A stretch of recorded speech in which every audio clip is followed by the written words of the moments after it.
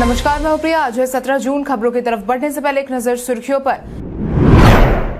बिहार में बढ़ेगा संस्थागत प्रसव। नियोजित शिक्षकों को बिहार की नीतीश सरकार ने फिर दिया झटका। बिहार के इन जिलों में अगले 3 दिनों तक बारिश को लेकर जारी हुआ अलर्ट। भारत में शुरू हो गई पहली प्राइवेट ट्रेन सेवा। बिहार के भूमिहीन लोगों के लिए जारी हुई खुशखबरी। अब चले बढ़ते हैं बिहार की 25 बड़ी खबरों की ओर विस्तार से। राजगीर के नेचर सफारी में आपको देखने को मिलेगा बहुत कुछ खास। बिहार के राजगीर में स्थित ये नेचर सफारी आम जनता के लिए हाल ही में खोला गया है। बता दें कि 500 हेक्टेयर में फैले इस नेचर सफारी का निर्माण लगभग 20 करोड़ रुपए खर्च करके किया गया है। यहाँ पर आपको जंगली जानवर खुले में विचरण करते दिखेंगे, जिसका आनंद लेने के लिए अब देश से लेकर विदेश तक घूमने आ रहे हैं। हालांकि ध्यान रहे कि इसके लिए आपको टिकट लेना पड़ेगा, जिसकी बुकिंग आप ऑनलाइन माध्यम से राजगीर zoosafari.in पर जाकर कर सकते हैं। आपको जू सफारी का आनंद लेने के लिए 250 रुपए का पेमेंट करना पड़ेगा। बिहार में बढ़ेगा संस्थागत प्रसव। बिहार में मातृ एवं शिशु मृत्यु दर में कमी लाने के लिए बिहार सरकार का स्वास्थ्य महकमा लगा हुआ है। इसी बीच अब बिहार में शिशु मृत्यु दर में कमी लाने के लिए स्वास्थ्य विभाग ने नई पहल की शुरुआत कर दी है, जिसके तहत ही अब स्वास्थ्य विभाग अपना पुराना मॉडल लागू करने जा रही है, जो उसने कोरोना काल में किया था। कोरोना काल में संस्थागत प्रसव में आई कमी को देखते हुए भावी योजना बनाई है। एक बार फिर से इसे ही लागू करने की तैयारी हो रही है, जिसके तहत ग्रामीण क्षेत्रों में गर्भवतियों को अस्पताल में प्रसव के लिए प्रेरित किए जाने का काम किया जाएगा। इस काम का जिम्मा पूर्व की तरह एक बार फिर आशा कर्मियों को दे दिया जाएगा। हालांकि ये कोई नया प्रयास नहीं है। 2014-15 में ही संस्थागत प्रसव को बढ़ावा देने का काम शुरू किया गया था। नियोजित शिक्षकों को बिहार की नीतीश सरकार ने फिर दिया झटका। शिक्षक नियोजन के बाद तबादले का इंतजार कर रहे शिक्षक अभ्यर्थियों को बिहार की नीतीश सरकार ने बीते दिन करारा झटका दिया है, जिसके तहत ही बिहार सरकार के शिक्षा मंत्री विजय कुमार चौधरी ने साफ कर दिया है कि लंबे अरसे से जिलों से बाहर तबादले का इंतजार कर रहे स्कूली शिक्षकों और पुस्तकालयाध्यक्षों को अभी और इंतजार करना होगा। इनका जिलों से बाहर अभी तबादला नहीं होगा। जिलों से बाहर तबादले के लिए शिक्षा विभाग की तरफ से अभी वेब पोर्टल तैयार कराया जा रहा है। फिलहाल जिस नियोजन इकाई शिक्षक कार्यरत है, उसी नियोजन इकाई के अंदर के स्कूल में इसी जून महीने में तबादले हो सकते हैं। आपकी जानकारी के लिए आपको बता दें कि बिहार में 3 लाख से अधिक शिक्षकों का तबादला अटका पड़ा है, जो अब 7वीं चरण की भर्ती के बाद ही संभव नजर आ रहा है। भारतीय सेना ने निकाली रिक्तियां। भारतीय सेना ने प्रादेशिक सेना अधिकारी के कुल मिलाकर 13 पद पर आवेदन की मांग की है। इन पदों के लिए शैक्षणिक योग्यता की बात करें तो अभ्यर्थियों के पास स्नातक की डिग्री होना अनिवार्य है।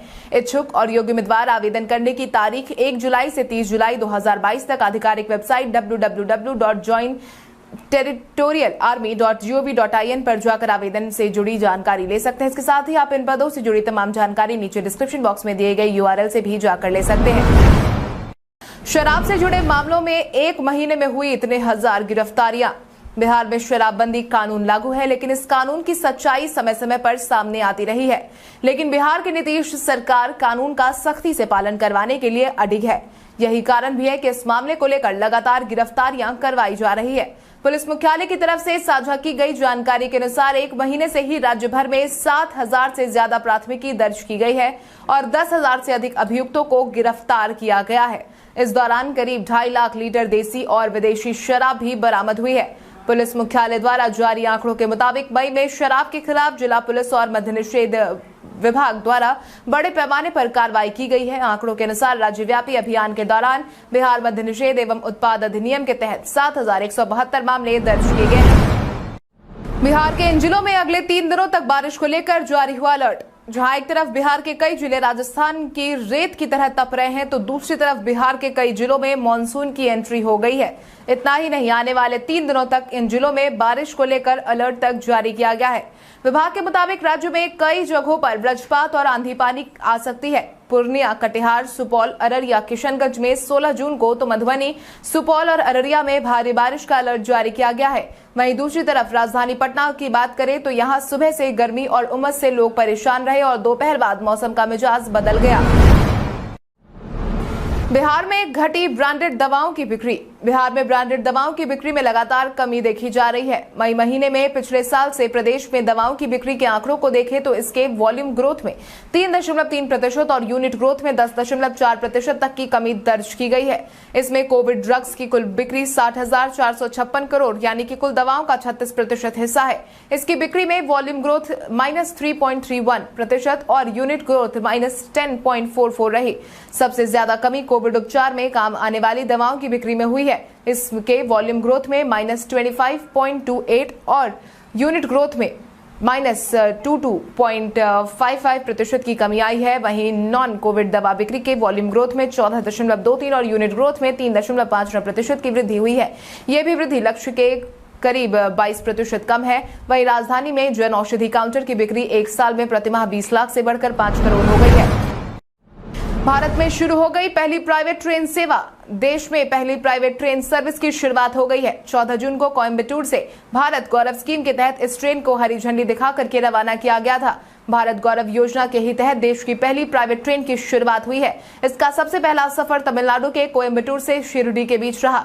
भारतीय रेलवे ने 20 डिब्बों वाली इस ट्रेन को 2 साल के लिए प्राइवेट सर्विस प्रोवाइडर को लीज पर दिया है। इसके 20 डिब्बों में first AC, second AC, third class AC coach और स्लीपर कोच शामिल है। वहीं इस ट्रेन में काफी सुविधाएं भी मिलने वाली है, जिसके तहत ही ट्रेन में कोई बीमार हो गया तो फिर उसके लिए एक डॉक्टर होगा।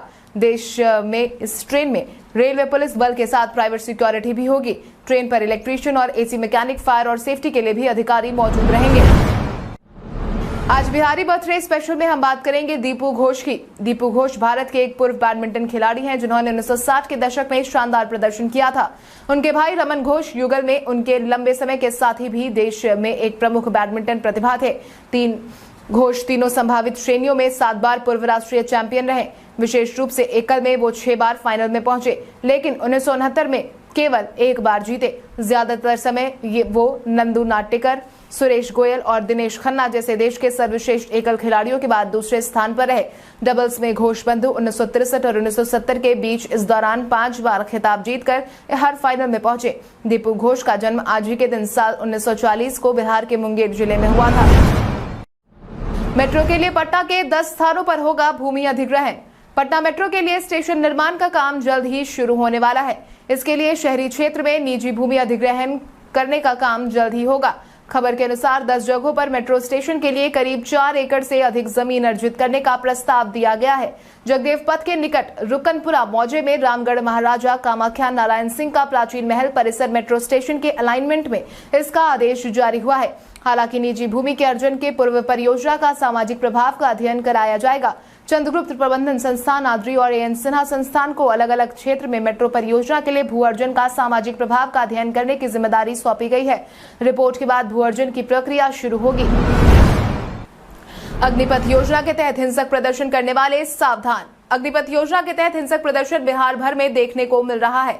इसी बीच अब इन प्रदर्शनों को अंजाम देने वाले युवाओं पर कार्रवाई होने वाली है, क्योंकि पिछले 2 दिनों से बक्सर से लेकर मुंगेर तक और सहरसा, छपरा से लेकर नवादा तक हिंसक प्रदर्शन किए जा रहे हैं।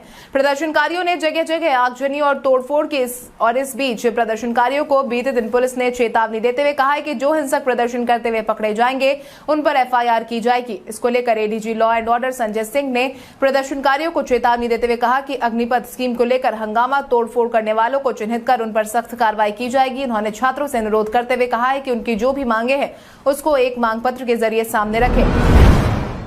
बिहार में परंपरागत मछुआरों की सूची जारी करने की उठी मांग।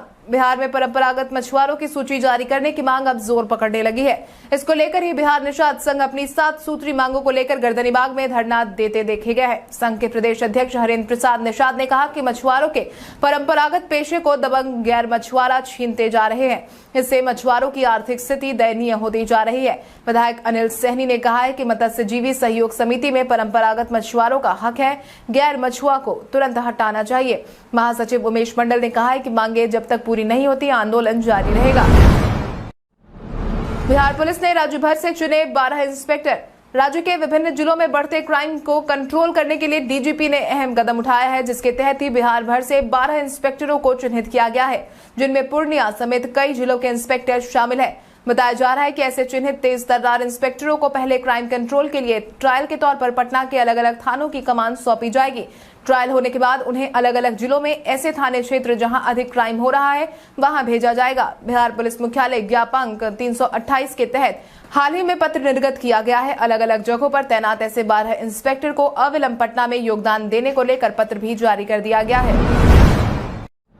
250 नए एम्बुलेंस का बेड़ा पहुंचा पटना। बिहार की राजधानी पटना में अब एम्बुलेंस के लिए मरीजों को परेशान नहीं होना होगा, क्योंकि मरीजों की सहूलियत के लिए ही बीते दिन 250 नए एम्बुलेंस का बेड़ा पटना पहुंच गया है। स्वास्थ्य व्यवस्था को दुरुस्त करने और मरीजों को तत्काल अस्पताल पहुंचाने में अब दिक्कत नहीं होने का अनुमान लगाया जा रहा है।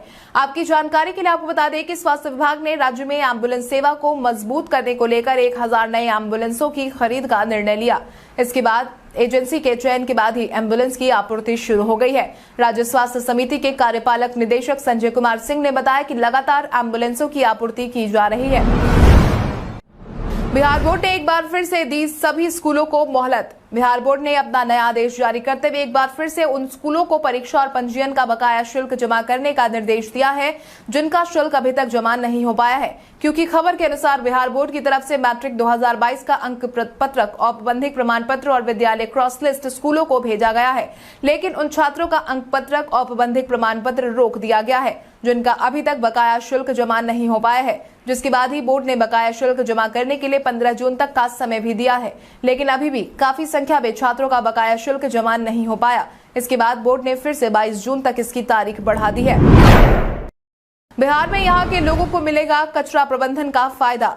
बिहार की राजधानी पटना के लगभग 6 लाख परिवारों को कचरा प्रबंधन का फायदा मिलने वाला है। गांव में जहां तहां पर कूड़ा फेंकने से लोगों को परेशानी होती थी, अब उसे दूर कर दिया जा रहा है। इसलिए पटना जिले के लिए 309 पंचायतों में से प्रथम चरण में 64 में कचरा प्रबंधन की व्यवस्था की जा रही है। शहरों की तरह गाँव में भी घर घर कचरा उठाव की व्यवस्था की जा रही है। पटना के 4 प्रखंड में लोहिया स्वच्छ बिहार अभियान के तहत गाँव में कचरा उठाव करने की शुरुआत कर दी गई है। इनमें मनेर, दनियावा, मोकामा और दुल्हिन बाजार प्रखंड शामिल है। बिहार के भूमिहीन लोगों के लिए जारी हुई खुशखबरी। बिहार के सभी भूमिहीन परिवारों के लिए बड़ी खबर सामने आई है। बिहार ने अब सभी भूमिहीनों को आवास के लिए जमीन खरीदने की प्रक्रिया जल्द ही तेज करने की बात कही है। राजस्व एवं भूमि सुधार विभाग ने इसके लिए जिलाधिकारियों से कहा है कि वो भूमि की खरीद में खर्च होने वाली राशि की मांग से जुड़ी अधियाचना विभाग को भेज दे। सरकार भी अपनी तरफ से पैसे देगी, जिससे भूमि की कमी के कारण आवास निर्माण बाधित न हो। आपकी जानकारी के लिए आपको बता दें कि बिहार की नीतीश सरकार भूमिहीनों के लिए अभियान बसेरा चला रही है। इसमें ही एक घर के निर्माण के लिए 3 डिसमल भूमि देने का प्रावधान है। हालांकि अभी भी बड़ी संख्या में भूमिहीन आवास से वंचित है। अग्निपथ के विरोध में उतरी जदयू। जहां एक तरफ बिहार के कई जिलों में अग्निपथ योजना का विरोध देखने को मिल रहा है, वहीं अब केंद्र सरकार की इस योजना के खिलाफ जदयू ने भी अपना मोर्चा खोल दिया है, जिसके तहत ही पहले तो बिहार के नीतीश सरकार के मंत्री विजेंद्र यादव ने गुरुवार को कहा कि सेना के अभ्यर्थी द्वारा किए जा रहे प्रदर्शन को देखते हुए केंद्र सरकार को इसे गंभीरता से देखना चाहिए। जो संगठन प्रदर्शन कर रहे हैं, केंद्र सरकार को उनसे बात करनी चाहिए और समस्या का हल निकालना चाहिए। वहीं दूसरी तरफ जदयू के राष्ट्रीय संसदीय बोर्ड के अध्यक्ष उपेंद्र कुशवाहा ने अग्निवीर योजना पर भारत सरकार को पुनर्विचार करने की नसीहत दी है। जदयू से निकाले गए अजय आलोक को मिला गिरिराज सिंह का साथ। हाल ही में जदयू की तरफ से अजय आलोक समेत 3 को बाहर का रास्ता दिखाया गया था, जिसके बाद ही एनडीए में खींचतान का माहौल साफ तौर पर देखने को मिल रहा था।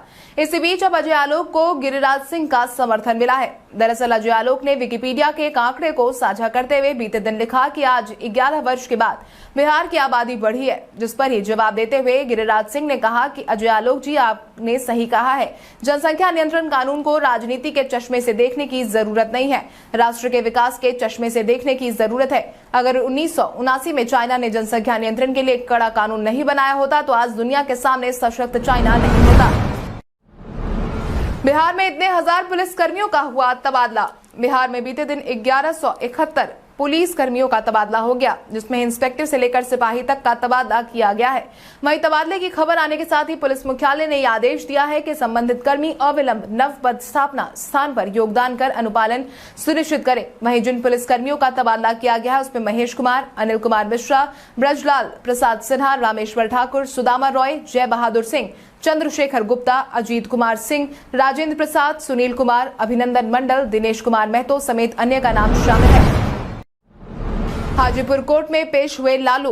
राजद सुप्रीमो लालू प्रसाद यादव इन दिनों बीमारी से परेशान हैं, तो कभी उन्हें कोर्ट कचहरी के चक्कर लगाते हुए देखा गया है। हाल ही में डोरांडा कोषागार मामले के बाद अब लालू यादव की मुश्किलें आचार संहिता उल्लंघन मामले में बढ़ी हुई है।